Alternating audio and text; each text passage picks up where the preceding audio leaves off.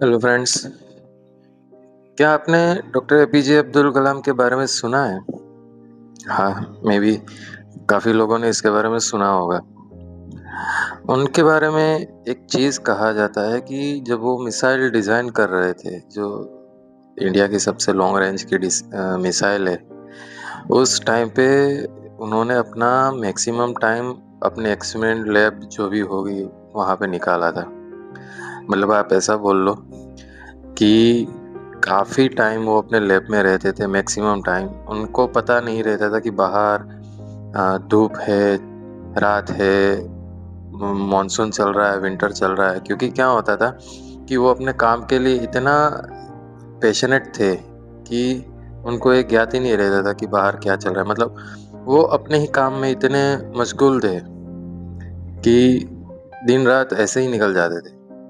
कहने का मतलब ये है कि अगर वो शख्सियत अपने कुछ पैशन के लिए, अपनी कुछ जुनून के लिए अगर ये भी सैक्रिफाइस कर देता है कि मुझे रात से दिन देखना है या रात को सुकून चाहिए वगैरह, तो हम भी तो उसी कैटेगरी से है।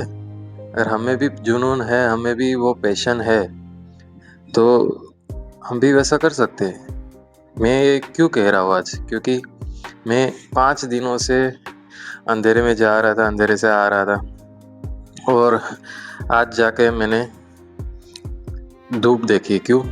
क्योंकि आज मेरी मॉर्निंग ड्यूटी नहीं है, आज मेरी डे नाइट ड्यूटी है। क्योंकि मॉर्निंग ड्यूटी सुबह वैसे पकड़ लो तो सुबह 4:30 से शुरू होती है। 4:30 से उठना, फिर बस पकड़ना और फिर शाम को वापस अंधेरे में लौटना। ठीक है, तो धूप क्या होती है वो देखने को ही नहीं होता है। वैसा था, प्लांट में एक बार चले गए, पहले बस में, बस से फिर प्लांट में, और प्लांट में फिर पूरा दिन निकल जाता था। तो आज कुछ अच्छा लग रहा था। तो ये अच्छे लगने की बात से मुझे याद आ गया कि हाँ, ये अच्छा लगना सही है, गलत नहीं है। लेकिन कुछ लोग ऐसे भी हैं जिन्होंने ये सब सैक्रिफाइस करके अपने पैशन को दिया है टाइम पूरा। बरोबर है ना? मॉर्निंग, ना नाइट, ना डे नाइट, कुछ नहीं सोचा। तो अगर आपको भी कभी ऐसा लगता है कि मैं दिन रात काम करता हूँ, ना बाहर जा पाता हूँ, ना दोस्तों से मिल पाता हूँ, ना अपने परिवार के साथ संडे स्पेंड कर सकता हूँ, तो हो सकता है कि ये इस वक्त थोड़ा डिफ़िकल्ट लगे।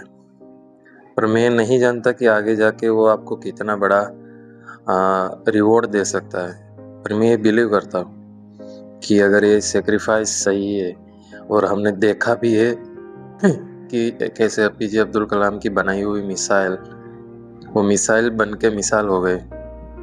बरोबर है, तो वो एक है कि हाँ, सैक्रिफाइस रिजल्ट तो देता है। ठीक है, टेम्पररी ड्यूरिंग द जर्नी आपको डिफ़िकल्ट लग सकता है, पर आप उससे डाइवर्ट नहीं हो सकते।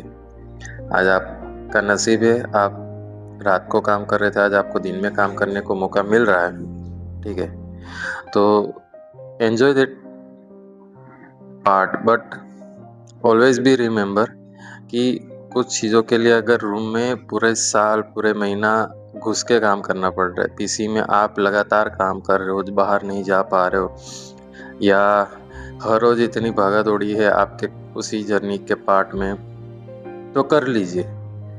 उससे नुकसान कुछ नहीं है। लेकिन आप ऐसा समझ लो कि आप you are creating one solid base on which you are building that one solid structure will, कि आपको उतनी ऊंचाइयों तक पहुंचाएगा जो आप अभी सोच रहे हो उससे ज़्यादा हो।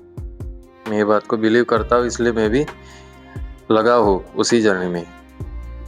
तो बस यही बताना था कि हाँ, कभी धूप, कभी दिन अगर आपके साथ नहीं है, अगर आप नहीं देख पाते, दिन को काम करते हो, रात को सो जाते हो, ठीक है, आप रात के सुकून का मज़ा लेना चाहते हो, बाहर घूमना चाहते हो, टहलना चाहते हो, रात को एक लॉन्ग वॉक पे जाना चाहते हो अपने फ्रेंड के साथ, अपने कलीग या अपने वाइफ के साथ, नहीं हो पा रहा है, तो डोंट बी सैड।